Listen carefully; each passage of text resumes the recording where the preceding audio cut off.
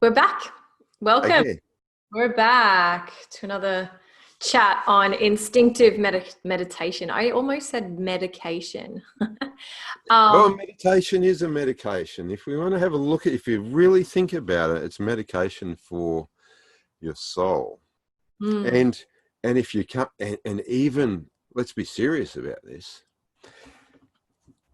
Meditation actually has a physiological response in your body. yeah. If this is one of the first things that Lorin talked about when I remember him saying in 1968, he was studying at university and went into a lab, and they put sensors all over his body, Mm, and they were measuring the responses yeah. of what was happening in the oxygen levels in him, in the response on the skin, Mm, all that type of stuff. So when we meditate, we are actually having and making physiological changes in our body. yeah. Whether it's reducing cortisol levels, Yeah. Yeah.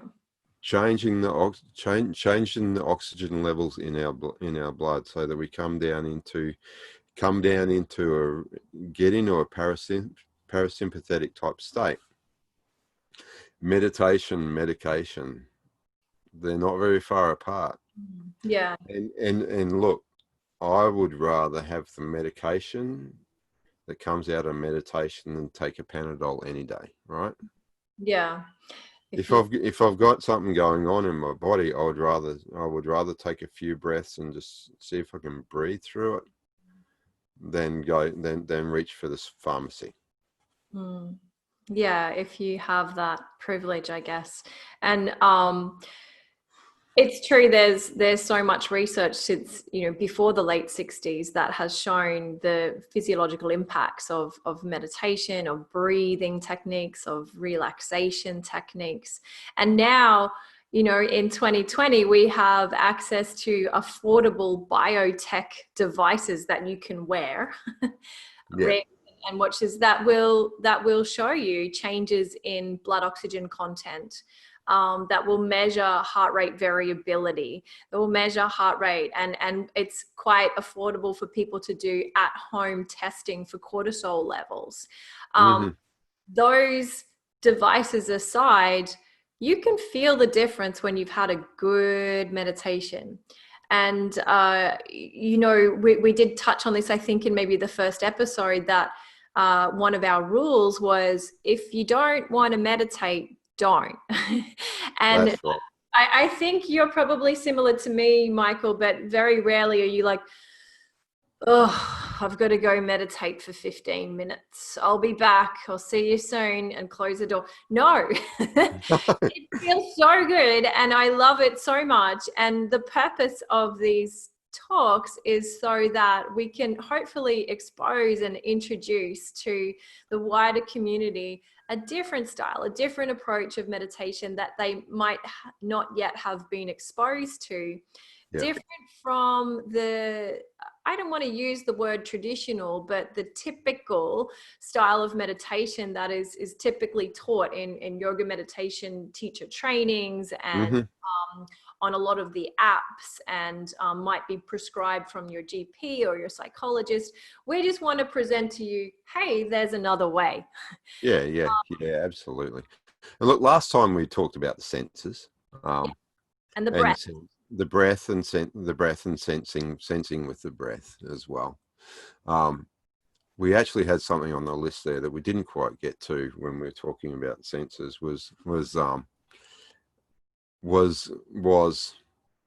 And this is a meditation that I love.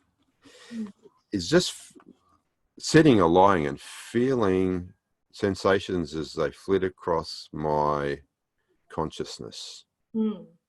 So it's like I just sit here and I feel a bit of an itch here, just hanging out with that until it dissolves away, and then I feel a bit of a tightness here. Oh, just hanging out with that and being with that. So that's something that I could do for 10 or 15 minutes. And what I find happens is that, as usual, as I'm being with something, my mind will go off in a storyland. Go and have a little wander. And then I invite myself back. Well, what's the next sensation? And what's the next one? What's interesting, you know, What's minds are interesting? curious things, aren't they? And they Yeah. will follow what is interesting. And we should not like slap our mind and go bad minds. It's like, what's over here? What's there? And we just follow that natural curiosity with openness and ease. Yeah. So what we're doing is becoming more attuned to our own inner nature. Yeah. To our own nature. And I suppose what we're leading to here is a chat about our elemental nature. Yeah. A lot of philosophies have a lot of Eastern philosophies, I suppose, have an elemental aspect to them. I know that if we look at Chinese medicine, for example, there's wood and metal and earth or air and fire or something like that. Many different systems, isn't there? Yeah. A bunch of different systems, and we can pick and choose whichever one we like. Right? It's our own meditation. Yeah. Just we can do what we like. But I suppose the ones that have been presented to us by Lorin, Roche and Dr. Lorin, Roche and Camille is that there's air, there's water, there's fire, there's earth, and there's another one too that's an element that everything else is wrapped up in, and that's space. And that space, I think, is one that gets missed a lot. Yeah. A lot of different systems, but I think it's one that I really resonate with a lot. Yeah, Space. sometimes called ether, I think. Yeah, space and spatial. Yeah, that in which everything else can exist, right? It's like, well, where was the universe before the Big Bang? Did space was there actually space for everything to exist in, for everything to flow through? But if we look at it, air, water, fire, earth, space. There's a sutra here. There's a sutra here that touches. Would you like to read it? Sure. Sutra 34. Yeah, beautiful one. One of my favorites. So Sutra 34 from the Radiance Sutras. I'll read the English version. The air I am breathing was exhaled in ecstasy by an ancient sun. This earth I am standing on was born of cosmic fire. The blood flowing through my veins is as salty as the primordial ocean. The space permeating my body is infinite as the space all around. Above, below, to all sides and within, the elements of the universe are engaged in their ceremony of delight. This is my religion. The attraction between suns is the same as the love pulsating in my heart. And so Lorin talks about, this sutra and that in the course of a day, in our ordinary awareness, we can forget how magnificent, how grand, how majestic the world is. And we can tend to sort of focus so locally in our life. And so this sutra is inviting us to celebrate the grandeur of the elements of the vast universe around us. Look, it's to think the air I'm breathing was exhaled in ecstasy by an ancient sun. Mm. We're stardust, right? If we look at, if it's scientifically, if we look at it somehow, somewhere, it's back in the 13 billion years ago, boom. But there's been suns coalesce,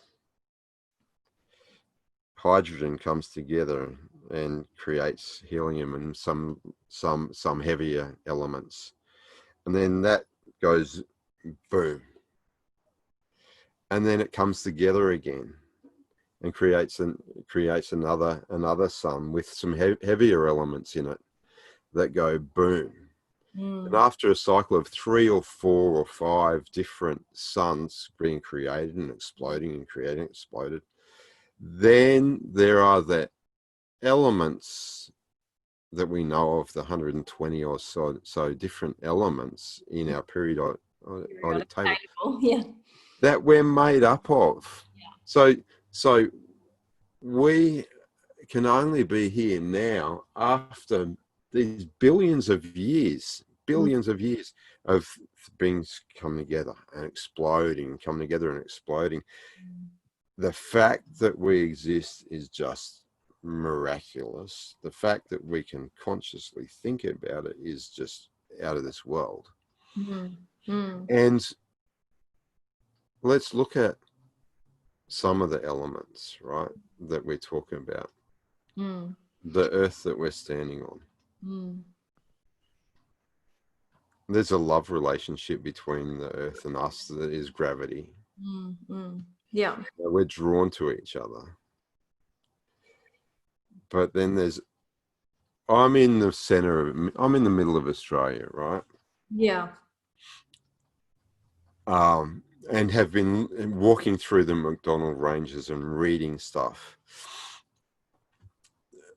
The little hills that are here now, the McDonnell Ranges, they're a few hundred meters high.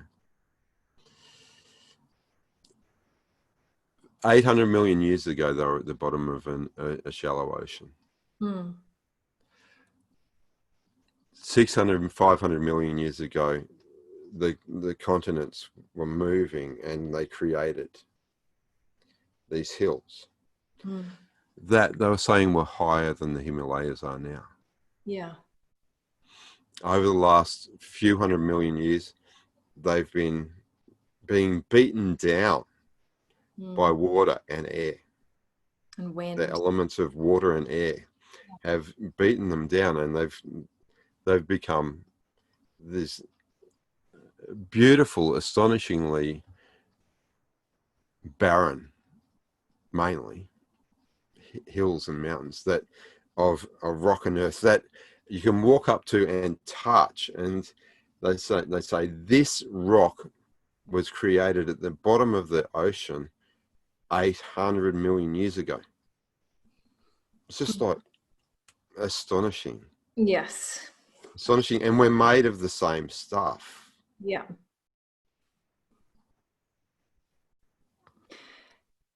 Just talking about this, and weaving the elements into our meditation, it reminds me of this great myth that meditation is calming down.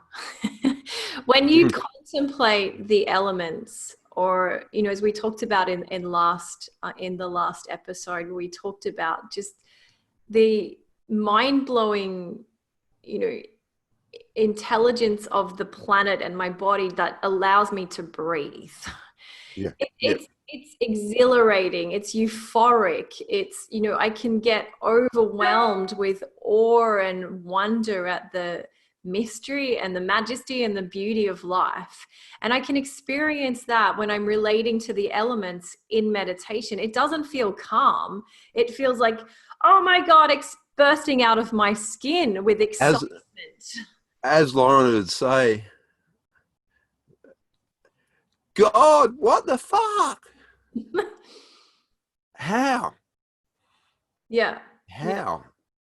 Yeah. What a miracle it is that we're here. And it's just like, oh my God.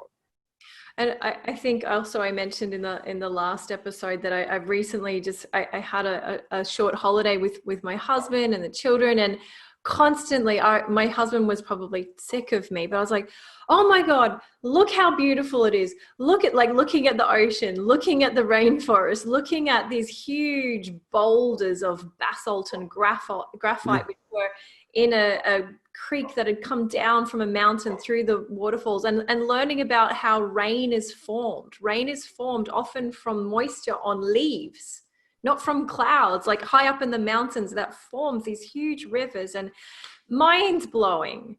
Wow. Yeah. Yeah. Meditation is not calming down. I just wanted to bring that to our attention again. There may be, in the rhythm and cycle of your meditation experience, there may be moments of calm and that are blissful and euphoric as well. But they are most likely fleeting moments. They maybe extend to a longer portion of your meditation rhythm, but it's not the goal. We shouldn't be training ourselves to calm the mind, to stop the thoughts, to block out sensation, and to disconnect from our elemental reality. Yeah. Meditation is not calming down. It's developing this intimacy. Yeah. And it's Love with life. a celebration, right? Celebrating. There's a celebration of it. And look, imagine that you're someone who loves to garden. Right? The connection with the earth and getting your fingers into the earth. What could be richer than feeling into that and remembering that feeling of being digging in the soil, you know? Yeah. Or you're someone who just loves the sea and loves the ocean, that connection with the water. Yeah. You know, that space across the ocean. Yeah. So every aspect of meditation has an elemental part to it. Every moment of your meditation can have an elemental aspect to it, I should say, that we are experiencing, but not necessarily aware of that elemental aspect of it. You know? Yeah. And again, it's a tool for us to use. This awareness of the elements is a tool for us to use to understand our inner nature. Yeah.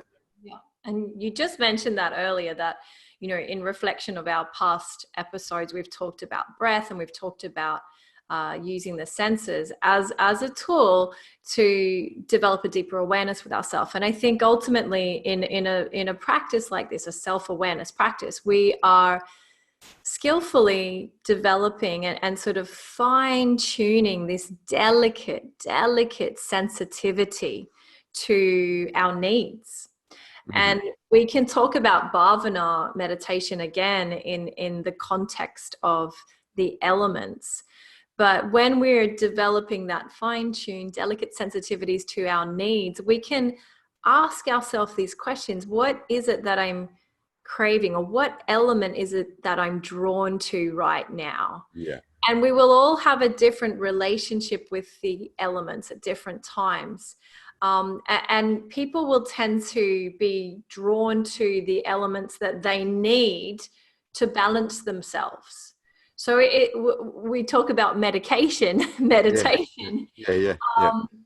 We can develop our own kind of dosages of instinctively elemental needs to balance ourselves out, whether that's fire, water, earth, or space. Yeah, and I think we're very familiar with the language of the elements as far as our everyday usage is concerned. Yeah. Around our own inner nature as well. We're already very familiar with it. We can look at someone and in very quickly be able to say, look at someone and say, gee, that's a pretty earthy person. Or we might go, oh, she's such an airhead, or they're a bit fiery. Yeah. Or you know, that person's pretty flowy. goes, that one over there goes with the flow. Right. Oh, Yeah. that's that one there. She's right out there, right out in space. You know. So we already use this language Yeah. Yeah. quite Yeah. well, and we're aware of it. Mhm. What we may not be so aware of is that we can use it as medication. As medication. Yeah. That we can say, what do I need? What do I need above in a meditation? What do I need? What do I need right now? What do I want to infuse myself with right now? What could I do with some more of? Mm. And how would I go about that? And we can just take a few moments in meditation to fall in love with this miracle that we call the elements of life. And we don't have to be confined to one particular elemental state. No. We can change and flow and morph and switch between them depending on our, on our needs, our inner needs, and our inner and ever changing inner landscape. Mm-hmm. Yeah. And we probably, and there's some aspects of it that we don't actually realize how intricate and implicit the elements are with our life, right? So we say, let's just take, for example, fire, right? There's a big one. There's a big one in the sky, you know? And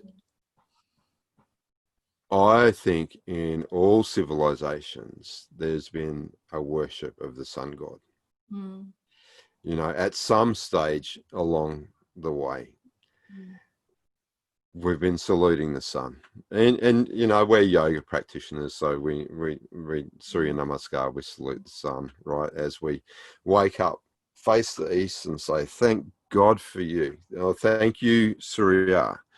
Thank you, that sun god," or "Thank God for the sun," or "Thank the universe for putting that shining light there."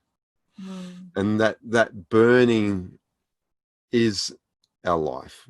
Turn that one off and we're not here, right? Yeah. But then every single cell in our body is a little furnace.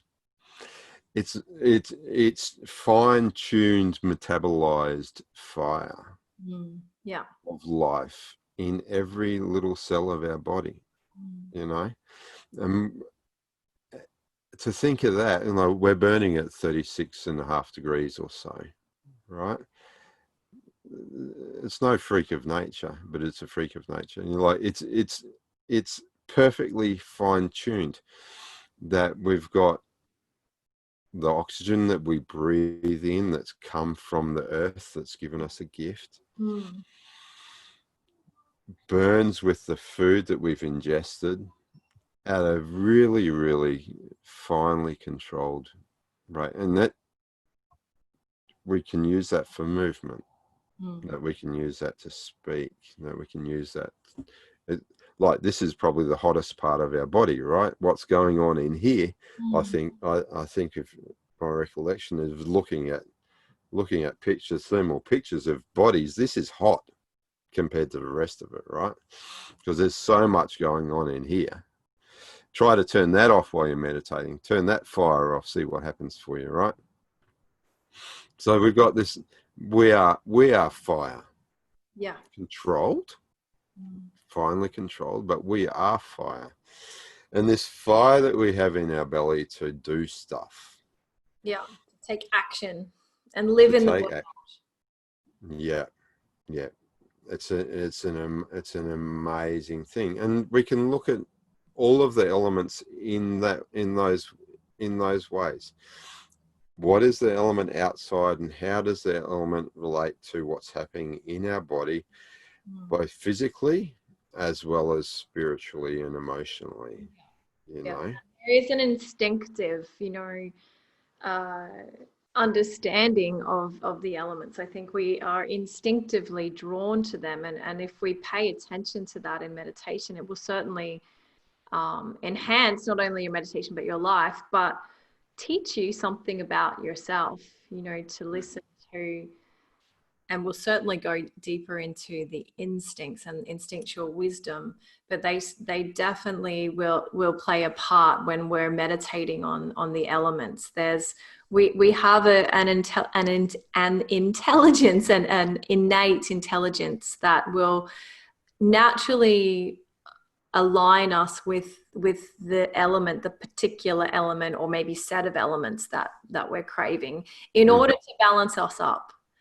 So you can get into the elements in your own way. And I think we want to encourage the listener and the viewer to fall in love with the elements and to every day maybe explore them in your own way, whether that's, remembering a time that you've been connected to the element of water, for example, just recalling a time in your life when you just delighted in maybe the flow of a river, the sound of the ocean, drink water when you're just so thirsty, hearing the sound of rain, watching, a thunderstorm. Yeah. So water, showering, bathing, enjoying that for most of us, a daily ritual of bathing in a shower or bath, maybe a bucket or whatever it is that you're using to cleanse your body. But yeah, really encouraging everyone to explore whatever elemental system you're drawn to, because there are elemental systems that use metal and electricity and ether, earth. So don't confine yourself to the sort of big four or the big five, whatever they are. That's right. I think if we look at the elements, we've got these things that we can touch of air, water, and earth. Right? Air, water, and earth. They're things that we can touch. And then fire is like a transformative power. It's more of a force. Yeah. And if we look at those forces, we can look at that fire. We can look at magnetism. We can look at electricity. True. As forces, and gravity as well. As these sort of four pretty fundamental forces. If we want to go scientific, we could go into nuclear forces and the like, but then there's the space within which everything exists as well. So we could, for me, it's like when I start talking about the elements, it's like blah, blah, blah, blah, blah, blah, because there's so much in it. But you've touched on one thing, is going into water and saying all the different aspects. You can do that with earth, do that with fire.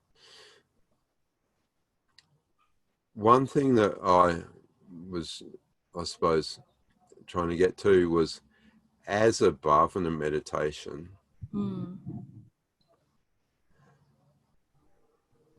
just noticing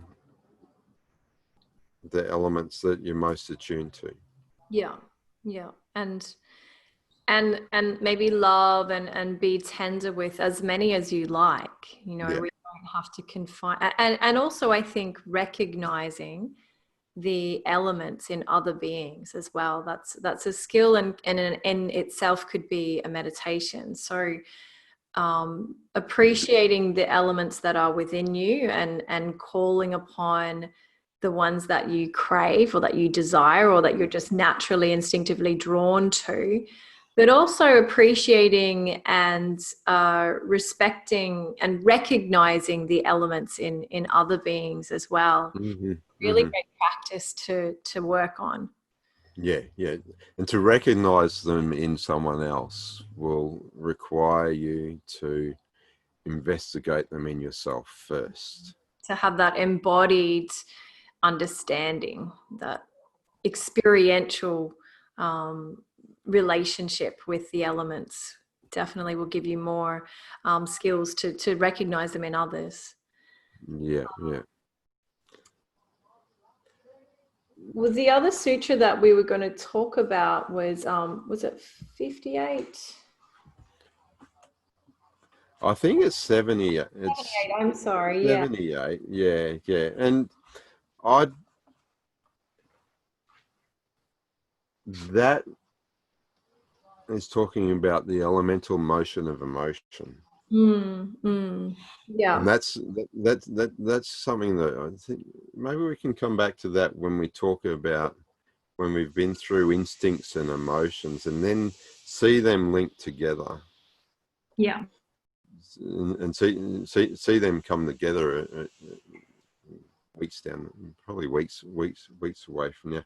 But we all realize that we have fire in the belly, or we're earthy, or we're flowy, and they're softer aspects of us. They're emotional aspects of us that flow through us. We're yoga teachers, so we can say, oh, well, the earthy thing is, people talk about the root chakra, get grounded, get earthed, and you can do physical practices for that. Earth warrior brings us into the earth and makes us nice and strong. We can work around a sacral area to be more fluid with the watery aspects of ourselves. We can do fire in the belly exercises to create a bit more fire in our body. So there's going to be people who are interested in yoga who say, well, how we don't forget those things. Well, we won't forget those things. Hey. And I think you're frozen, Tash.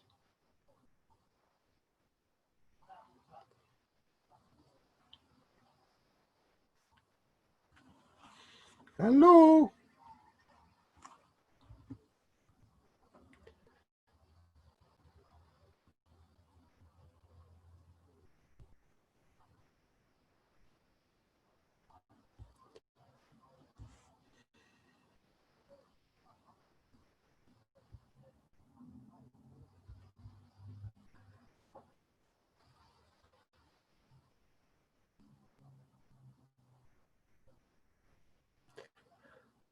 Hi.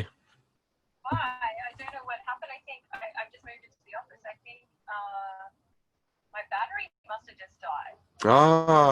Which is a bit weird because it should have had like 10 hours. So I come and plugged it in. We'll just see if we can wrap it up. We were out over 30 minutes anyway. Yeah. Hopefully the recording is. Well, recording to the cloud, I imagine it probably just kept it recording as we were going.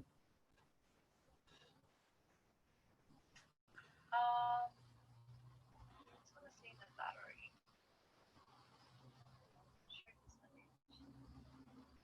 19%. Okay, well, I can just move back there and we can just finish it off. Okay. How weird. I'm sorry. That's all right. These things they just happen, right? Oh, did you have a time limit set on it? But no, literally everything shut down, like the whole computer. Oh, yep. Okay, yep. So it's the same link, so you can just jump in on that same link. I'm still on. Oh, really? Oh, there you are. How weird. Stop recording, and it's still recording.